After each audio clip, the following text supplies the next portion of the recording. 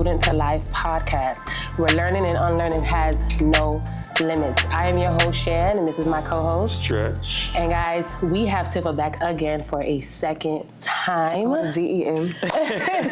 Because the first time just wasn't enough. You know, we had to just bring her back.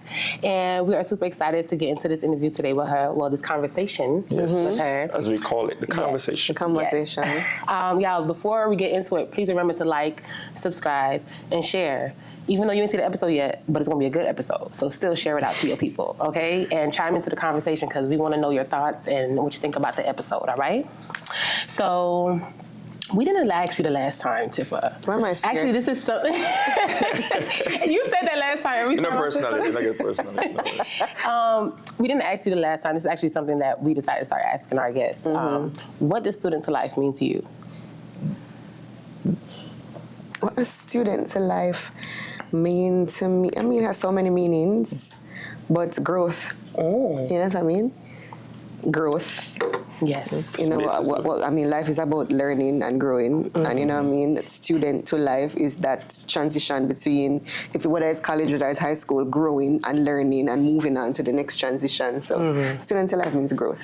What kind of lessons you think life taught you, like over time? Because last time we talked, you told me about a long list of things that have like lifestyle teacher things. Never, but when you go through certain things, like you learn some lessons that if you live your life in a regular way, you wouldn't learn these lessons. I think the biggest lesson over time is that people are people. Whether family, whether friends, whether strangers, people are people, and people are going to do what they want to do regardless. They're going to do what makes them happy regardless. You know what I mean? So you just need to sift and put people on levels, to me. You know what I mean? Whether it's family, whether it's friends, because you have some friends that treat you better than family, you have some family who are drunk, you just have to just sift and put them where you need to put them and deal with everybody accordingly. You know what I mean? People are people, irrespective of who they are, blood or non-blood. So you have some people that maybe betrayed you before? Of course. Hello, I'm in the music business. That goes to the next one. So that about music business. Go ahead, Chad. So so you are a dancehall artist in the industry, a woman in the industry.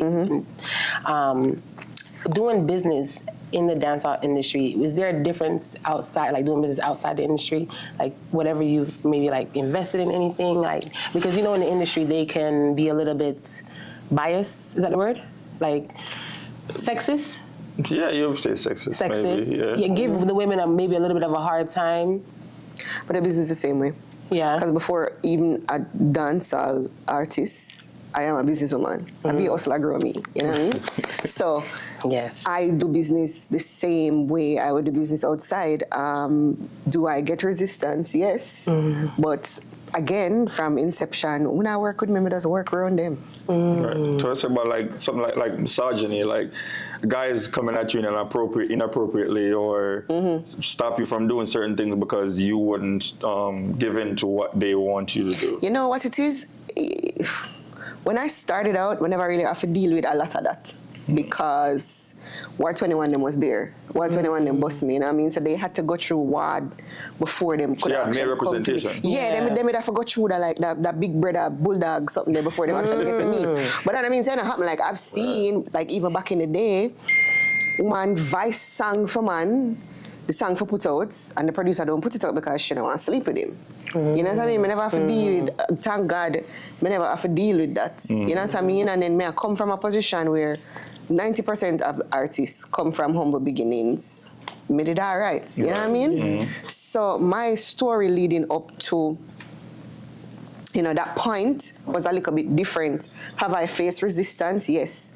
Do have men try to talk to me and try to barter with things where me not eat? But then again, when you grow a particular way, it's easy to, like when because it's easy to just tell people, okay, I want to do this, fuck off, and then we just do my own thing. You know what I mean? Right. So that's that. But I think personally, because I listen to a lot of your music, that you're not just a female dancehall artist, you're a dancehall artist because you're better than enough for the man. That's just my opinion. Because you and Assassin are two artists, and I feel like on a versatile and they can do reggae and they can do dancehall and have lyrics and they can do regular songs. Like they have that type of stretch to do anything as far as dancehall is concerned. So what are some challenges that you face now, especially as a female dancehall artist in the industry?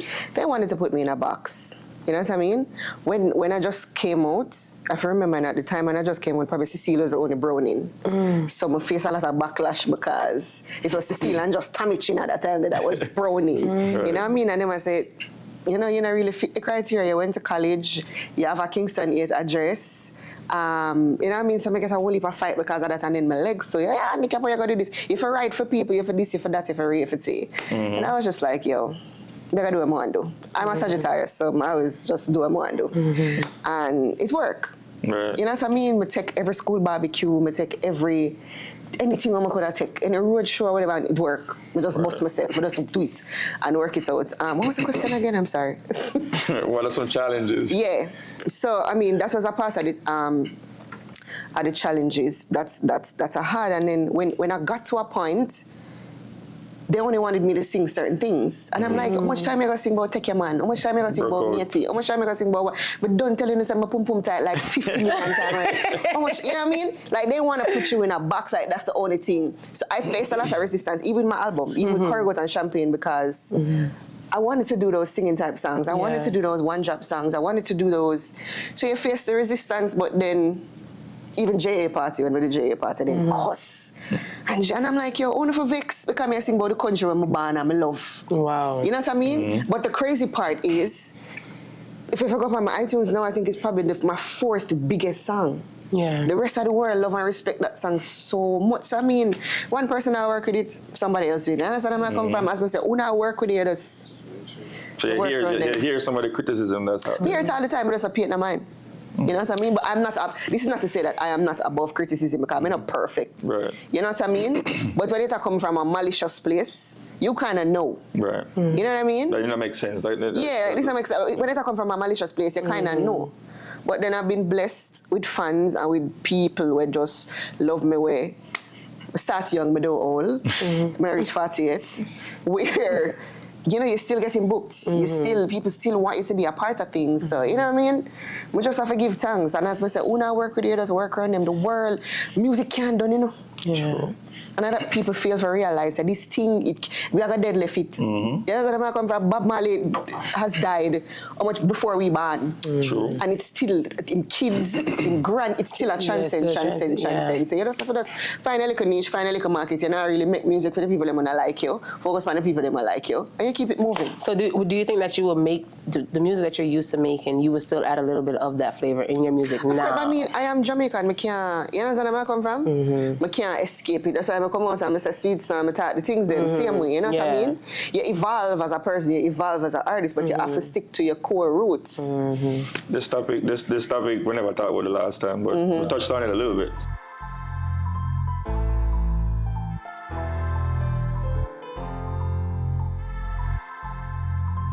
Kuya, Stretch, look at these nice shirts that we have for this season. And it's all sponsored by Kuya Clothing. Yes. You can find them on Instagram at Kuya Clothing, or you can find them online at kuya.com. They also have storefronts in Jamaica where you can purchase your merch in Kingston and Montego Bay. So go get your own and leave mine alone. And you can be hot like pepper like me.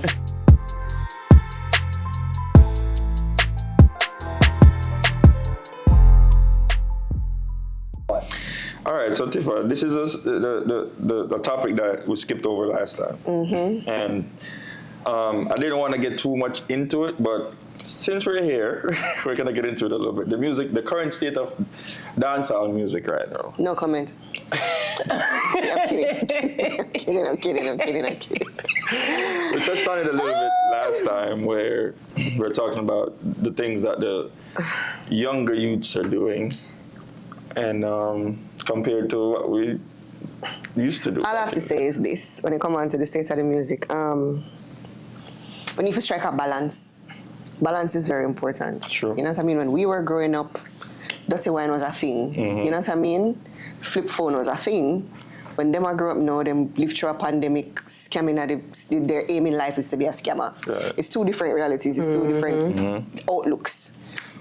We can't tell them what to think, what to feel, how to live, because that's what they see, that's what they live, that's what they breathe. This is the environment that they're in. My thing is, how do we strike a balance between what is going on in life right now and keep the core principles of dancehall reggae? You know what I mean?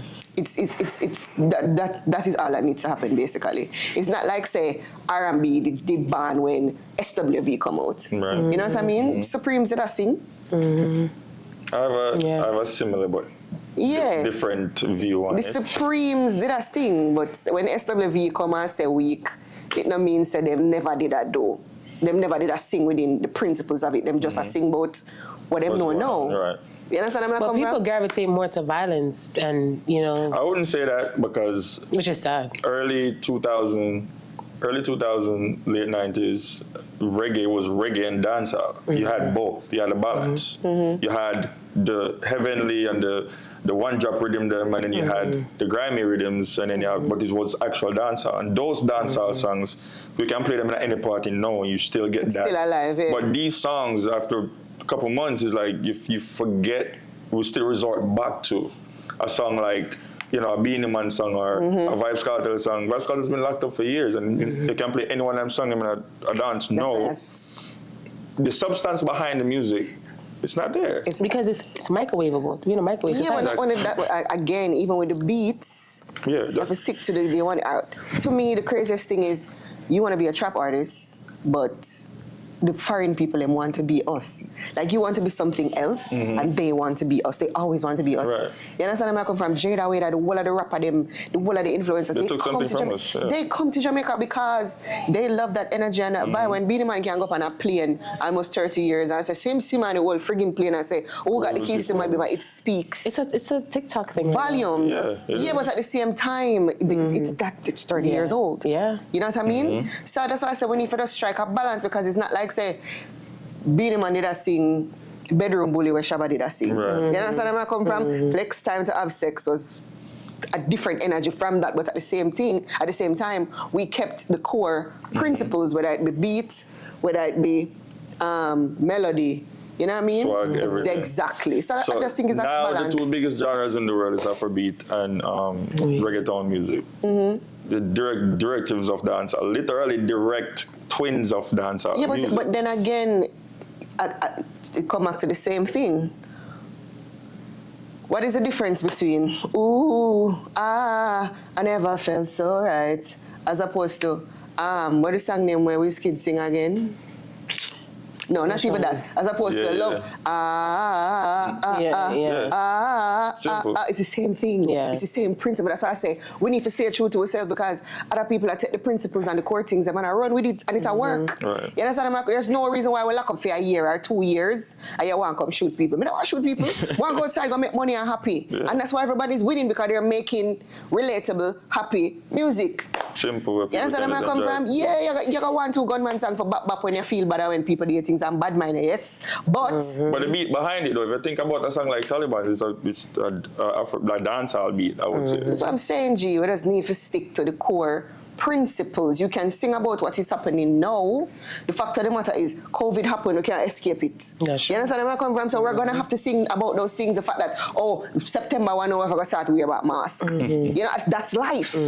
Music imitates life. We just need to strike a balance between what is happening right now and the core principles. And like we talked about the last time, where everybody's saying, but there's positive music out. And I'm like, there is positive music out. It sounds like trash. They don't put no time into the positive music. But not only that, scarce.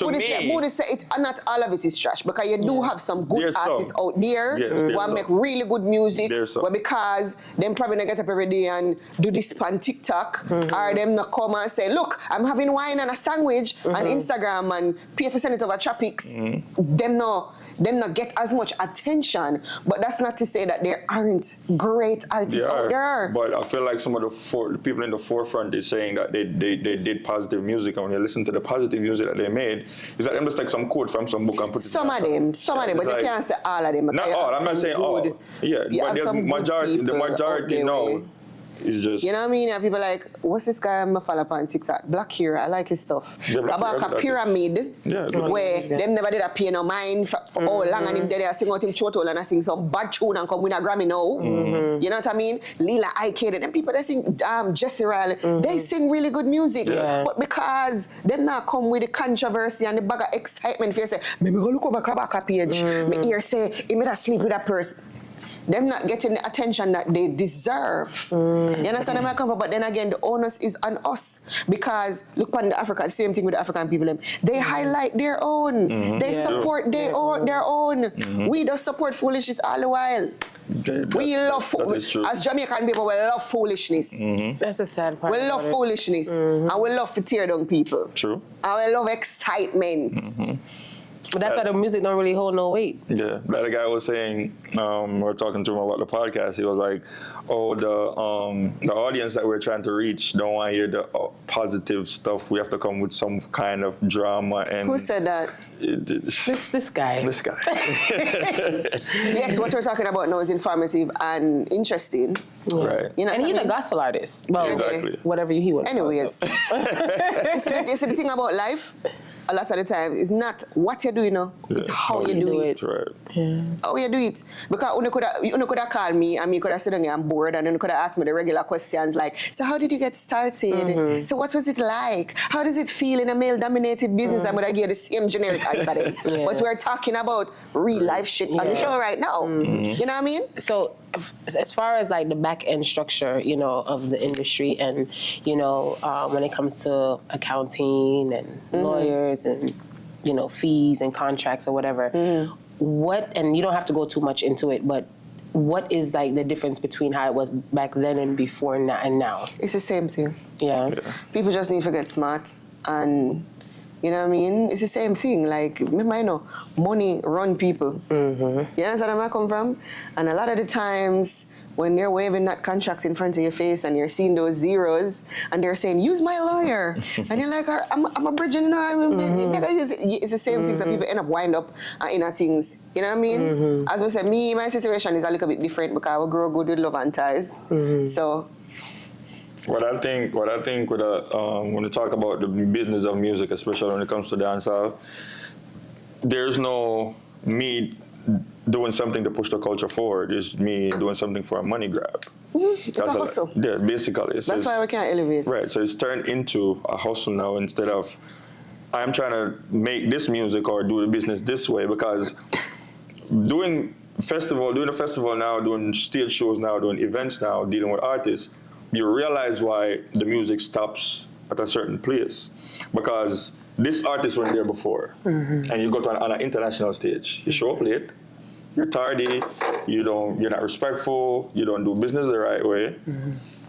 And so now they might look upon all the dancehall as this is who they are. So you block the opportunity for somebody who's coming after you by not doing business the right way. You understand? I dealt with even some of the old artists, and I'm like, this is why people don't mess with us like they should, because of your attitude and the way you do business. You understand? I'm booking you for a show. You bring your auntie, your uncle, your brother, them, your whole gang, and for what? What's their purpose? I'm booking 30 hotel rooms and 30 passes for coming inside the event. For what?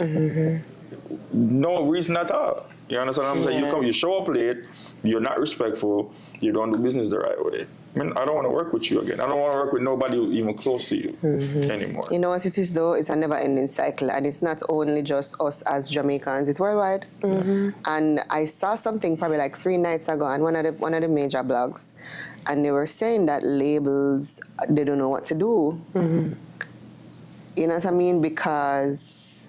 worse now when anybody can become a star off of TikTok. I was just about to say, because TikTok and those things... But then again, it's about balance. And I don't know if you strike the balance between the persona and the musician.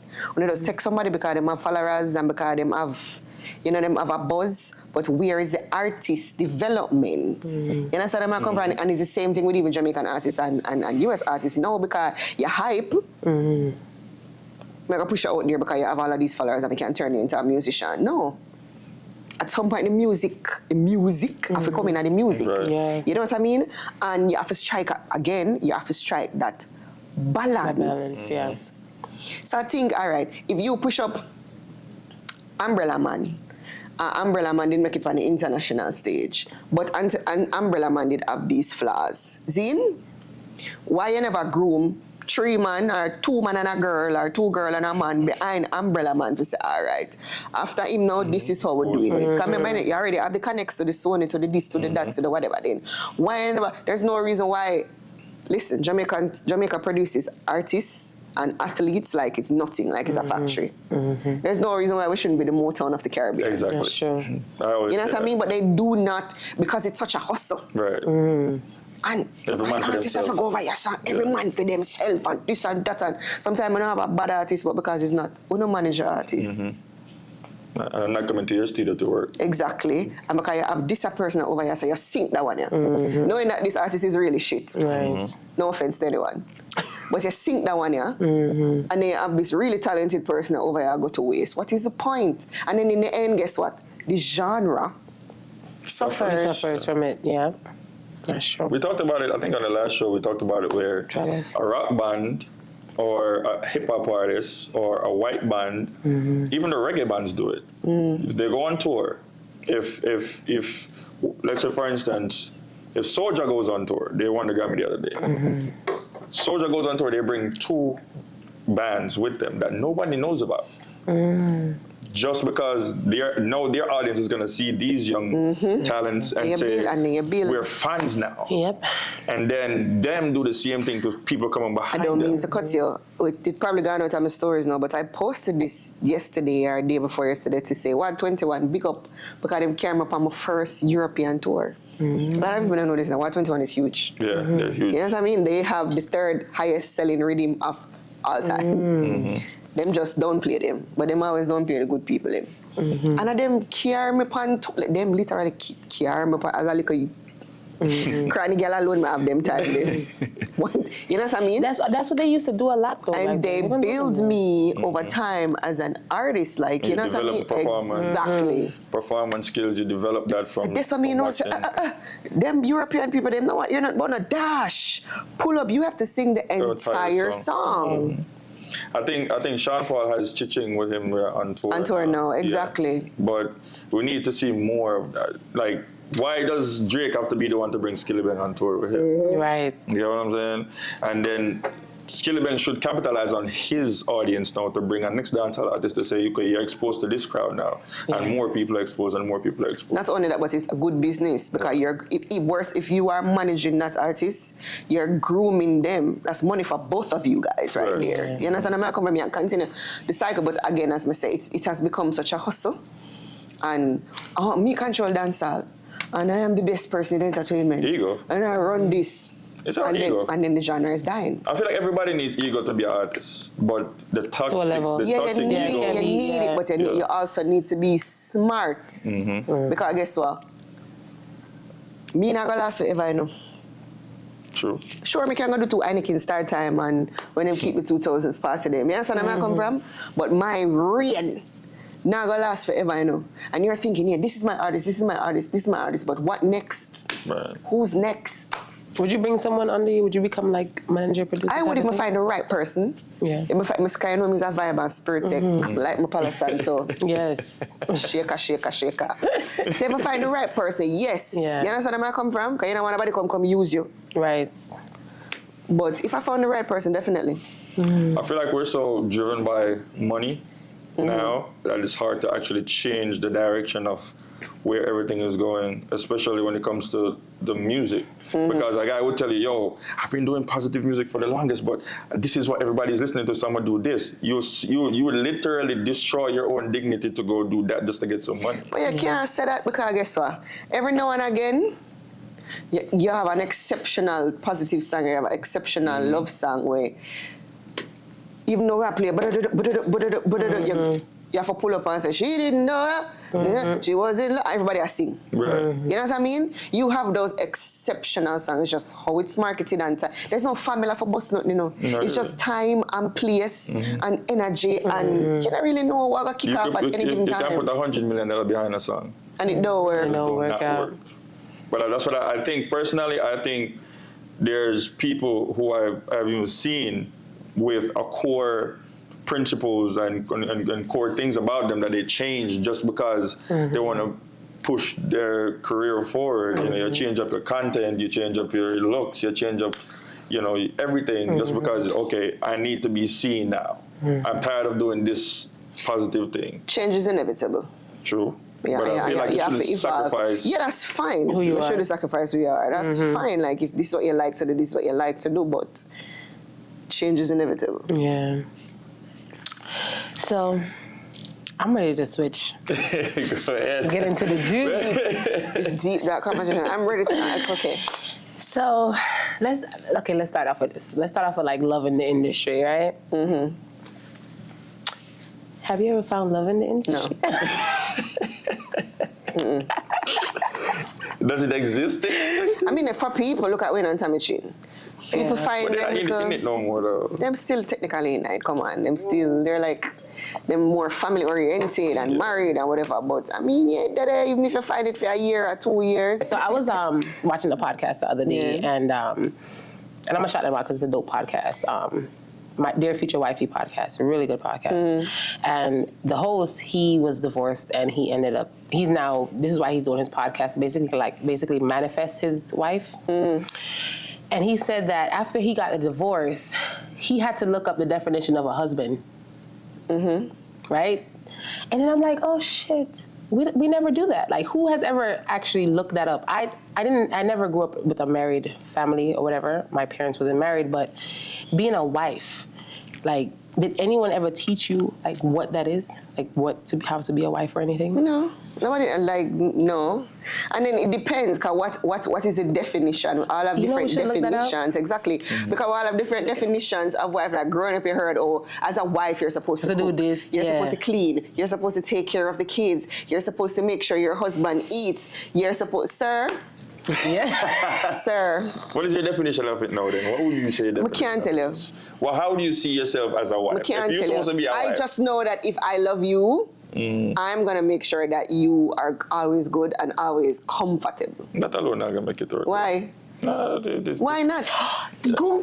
What do you mean? If I love you, I have to always make sure say you're good and comfortable. To me, I But don't... hold on there. Okay. Good and comfortable can mean those same things, you know. Yeah. Those same things I'm just saying, you know. True. Yeah. That's another way to look at it. Those same exact things. Because if me I make sure say you're good, yes, me want you come home to a clean house, me want your belly full, me want to give you all of the great sex, I want to listen to you, I want to comfort you. It can mean all of those things. True. What's your definition to a wife before I tell you? I don't think there's one definition. I think it's how you see it as a person. You can be the best person on planet Earth, and you're just not the best person for me. Like that's. And agreed. That's what I say. So you don't have. There's no one definition. A person's definition could be just a wife just be home, sit down, and shut up. Like that could be perfect. Google is saying that right now, so That's not really that. So some people, some men like aggressive women, and some men like quiet women. Like it depends on what your preference, but just I feel like a marriage is a partnership. At the end of the day. True. But you're not going to always be in love. But then guess what? It is so crazy, especially when you talk about definition, because I feel like the roles are reversed. Because I feel like, especially out in the field, women are harder than men now in terms of getting it, in terms of accomplishing things, in terms of business, in terms of buying a house, in terms of just being the man. Yeah, because of before you would hear a lot of women say that, you know, I got married and I let go all my dreams and stuff. So a lot of women, they see that and now they're like, in this generation, they're like, well, I'm just gonna go get it because I can go get it. I personally think that there's some women that just had no choice but to go get it. True, but at the same time, like I've dated people, more than one person, and I've ended up feeling like the man in the relationship. Yeah, because now... And it's not necessarily monetary-wise, you know, it's emotions. Oh, you don't show enough emotions. What you want me to do, sir? What you want me to do? But sometimes what you come up doing can cause that. Like the industry you're in, right? You had to have tough skin. True. So sometimes that can trickle over into But a lot of these men now are very feminine, and a lot of these men now are very sensitive. I'm going to tell you what happened, right? You realize that, especially in our culture, not only Jamaican, but black people in general, the household is broken. That's a fact. So you don't have an example. If you're a man, you don't have an example of what a father is supposed to be or what a man is supposed to be. You as a woman can never teach your son how to be a man, no matter how you try, no matter what you do, because you're not a man. Now, a woman actually needs to actually sit down sometimes. Some of these women need to actually sit down sometime and listen to a man sometime, because I feel like a woman has a perspective on a man, but you never actually listen to a man, his thoughts, where he's coming from. A lot of times, you have your own perspective on that. The next thing, like I said, in the household is broken. So him coming up, all he knows is the way to deal with things in a feminine way.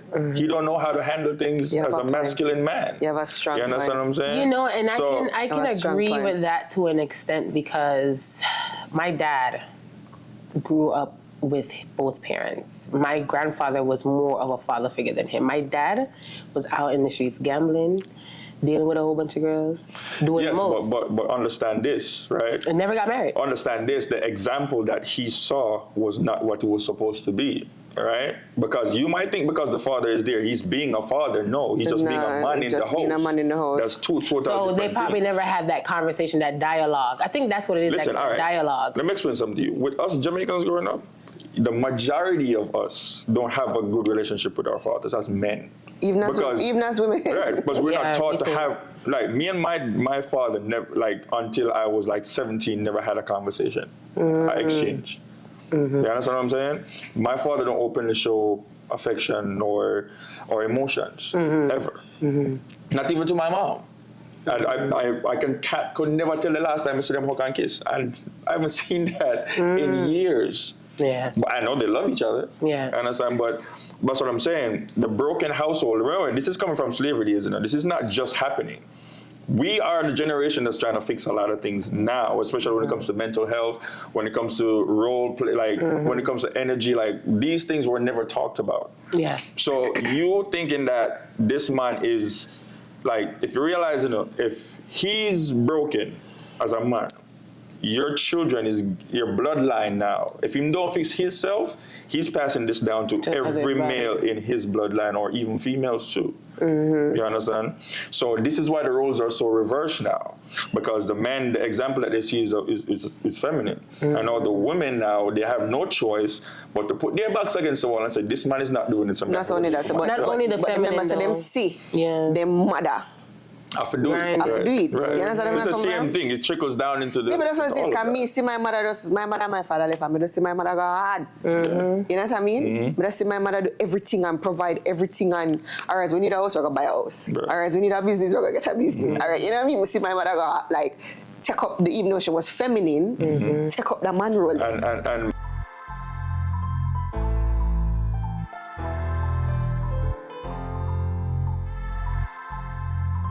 everyone that knows me knows I'm a tequila drinker, and this tequila I'm gonna introduce you to right now is called TC Craft Tequila. It's one of the smoothest tequilas you ever taste.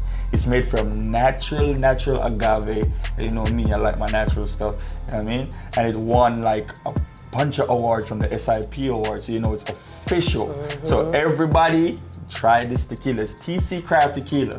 Shine, where can they find it? Listen, make sure you order this tequila from tccrafttequila.com, or you could pick it up from any wine and spirit store near you, all right? All right.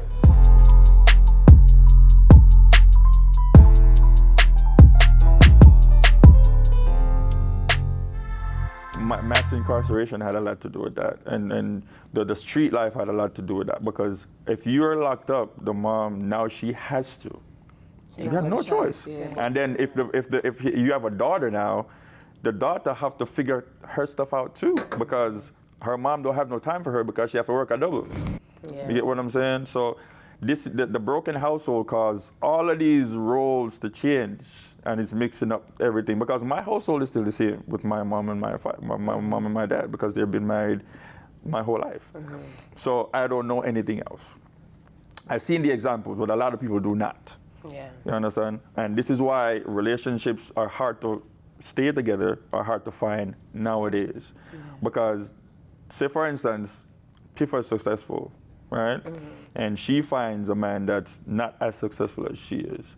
instead of figuring it out like, okay, we're going to build this partnership to make it work, right? It's a competition. Yeah.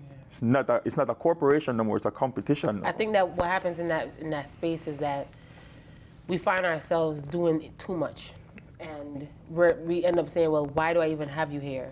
If I'm taking on all the mental stress, if I'm making all the moves and coming up with all the plans and all this stuff, and then that for me, I don't know if it's the same for you, it's very discouraging. Like I would just be like, I don't need you here because you're not taking on the manly role. And submission is natural, it should be a natural thing. I feel like a lot of people equal that to finances. They equal being a man or having a manly role equally to finances, how much money I can spend, how much money I have. That doesn't mean you can't be a man without that. You get what I'm saying? Yeah, I don't equal that. I equal who are you on a day-to-day, If I call you and say my washing machine is broken, can you come and help me? Even if he could be a handyman. You know what I'm saying? Those little things to me is enough, because you take on the things that I cannot take on physically as a woman. It doesn't necessarily have to be what you're making. As long as you're making something to contribute to us, for me, that's all I need. Okay. For me, I think ambition plays a great part in it. It's all about ambition. Ambition can take you far. You know what I mean? You don't necessarily have to stack as much money as me stack. But from you have a dream and you have the ambition and you have the drive, it can take you even farther than where me did. You know what I mean? I think it just have a lot to do with ambition. And sometimes men have to take their ego down a bit and allow the woman to help them. A lot of men don't want to do that, to get them to the next level. You know? That have a point. But let me say this one now. I am currently looking for a sugar daddy. I don't want to build anything. You don't want to build with nobody right now. I wanna. At this point in my life, today, drinking this wine, Yeah, in the business of building. Mood right now. Let me tell you what the definition though says of a wife. A married woman considered in a relationship to her spouse, and then the second one says, a woman, especially an old or uneducated one. Yeah, love Google that one. Yeah, you Google that one. Google will have you crazy out here. Right. So we're about to close in a second, but before we do, the health is where we're gonna get to now. Talking about your health. Last time I saw you, see you now, you're slim as no. I'm 30.1 pounds lighter, and I'm the healthiest I've ever been in a while. Yes. I'm the happiest I've ever been in a while. I still want to do 10 more pounds and do a little, fix up and structuring of the body. But yeah, big up to Dancehall Health and Wellness. I was on semaglutide. Someone call it Ozempic, someone call it Wegovy. Take the injection once a week. Yeah, but what else is there to know? How's the mental health? The mental health is, you know what?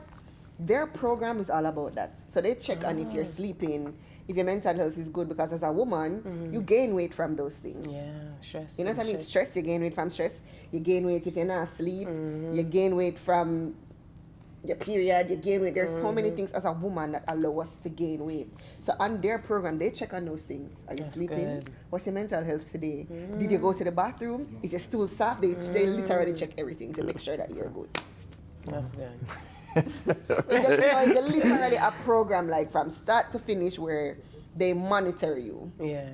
You know what I mean? I had some insulin resistance. I had hormone issues that came up back, and doc was like, okay, then we need to combat it this way. You need to take berberine. You know what I mean? It's a whole heap of little things. So yeah. They promote working out too, right? Like while you're taking it? Listen to me. I could have lost more if I was actively working out. Okay. I do walk. I do go to the beach and swim. You know what I mean? But I like working out. I'm not even going to be a liar. I know he's like a fitness person over here. I'm not even going to be like, we could not date. Yeah. I'm not going to say me lazy. I'm going to other than sex. Yeah, remind me of water fire. Get up out of the bed. Other than sex. That's what I mean. But I mean, I hate working out. Yeah. I have no choice but to, all right, to walk up 3 flights of stairs every day. Is that bad if you could count sex as a workout? No, it's very bad. I dated a trainer. Burn like 500 calories. Doesn't work. Said you work No out. matter how you want to put He it. said it was like Doesn't a work. hit workout. Like if you No. have sex for 30 minutes, it's like a hit workout. No, it's not. Especially if I sweat. No. Yes, like burning like 500 calories. Yeah. No. Just Still have don't sex work. in the heat. I'm sorry to tell you. With the AC off. You can leave that alone. But in closing, though, the last question. since you mentioned that, so we're gonna get rid of the other episode. So we're gonna talk about your legs and the where that started from. Okay. All right. So, my father there, and she got pregnant. And father did keep on dance because we're Jamaican one party. You know it go. Mm-hmm. For a real woman, she got either there at the front of the gate and she got there at the bar. So my mother in at the bar. So mommy was in the bar and pregnant, 6 months pregnant. Scorpion crawled up in her dress and stung her in the umbilical cord in her navel. It poisoned her, gave her a lockjaw and poisoned me. She basically couldn't eat for the rest of her pregnancy. She basically drank Cercity for the rest of her pregnancy. And then I ended up with a disease called Blount's disease, Blount's. It's 1 in every 16 million. And That number is crazy. I'm sorry. so I'm special. So, and go figure, mommy's a 60 Scorpio. million. Oh, wow. Mommy's a Scorpio. So she's 11. I'm 12. Go figure, but hey, Yeah. that's fun of that show. So it's where your inner bone goes faster than your outer bone. You basically like diamond shape, or like if you have rickets. So this is how I used to walk. I've had to have 3 reconstructive surgeries. 1 in Canada, 2 in Jamaica with Germans and some other people, I remember. And the last surgery, because I did it 3 times, because every time I would do it when I grew, so it's straight, it would grow right back out. So what they had to do when I was 11 was stop the growth in my legs. So they snip something in my hip. So I have 11-year-old legs. That's part of the reason why I need to keep a particular weight also. Okay. Because I literally have 11-year-old legs and a 23-year-old body part. So up as a woman and down as a people. So I didn't even know like Jamaica had Scorpios like that. Is that a thing there? Scorpion? Yeah. Yeah. I've never in my life seen a scorpion in Jamaica. Oh, you don't come from country. Yeah, oh yeah, we're from the town side. So that's just how I ended up with Blount's disease, and yeah. And it hasn't prevented you from doing physical activity. No, I dance, I run, I do whatever. Like they wanted to do a 4th surgery on my hip to do something for my grow. That's why I'm 5 foot flat, because I'm literally 11 years old from waist down. But I remember you were saying that it kind of messed with, dating and stuff like that. How a guy was dating, saying. yes. I mean, you do. I think that's why I have such a thick skin now. Yeah. It's because you've been teased from your band. You know what I mean? Your kids were mean to me at school. But I end up finding my little group. You know what I mean? A little boy peep up him. Par. Yeah. And yeah, like even when I was at UA, I remember being in KFC one day, and being in KFC, I sat down and I think I got up to get a straw or something, and the boy wanted to approach me, and when him see me walking, just walk right out of KFC. I mean, I've had instances where I was wearing a skirt one day, and I went to the gas station, went inside, and the lady was pumping the gas. And she was so offended. She's like, you're handicapped enough to wear a skirt. And look how you like them mark up. And I said, I know me face thing. I said, lady, even if you want to put my breast upon my back, Yeah. that now have nothing to do with you. And she literally spit on my car, and it was one big thing.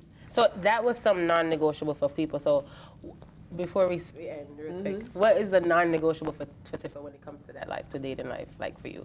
In terms of? Just like when you're with your person or dating your person, finding your person. What is a non-negotiable? I don't know at this point. I'm You feel like all the old rules went out the window? I'm at a very confusing point in my life when it comes to love and dating. But I don't want nobody mean. I want somebody with good hygiene. And I want somebody who can make me laugh. I want somebody who can talk to me about things. I don't want to hear about your red bottoms or your Gucci shoes or how much buckle you buy last night. I don't care. I can't do that too. More we talk about real life. If it's a situation where it's real, I want us to be able to then we can truly build. You know what I mean? But other than that, I don't know, impress me. That's where I'm right now. Impress her, yeah. This is no Jamaican, man. You know many people them cuss me. I want somebody to just make me feel like, oh my God, like, am I Cinderella? Like, Yeah. boy, you know, you watch a movie, then when you kiss the person, your foot pop. Boy, my foot pop. Yeah. Yeah, boy. Well, Tifa, appreciate you all the time, every single time. Yes. Appreciate you coming, man. And people, don't forget to like, share, subscribe. This is the Student to Life podcast, where learning and unlearning has no limits. And we will see you guys again another time and another time. Peace out, man.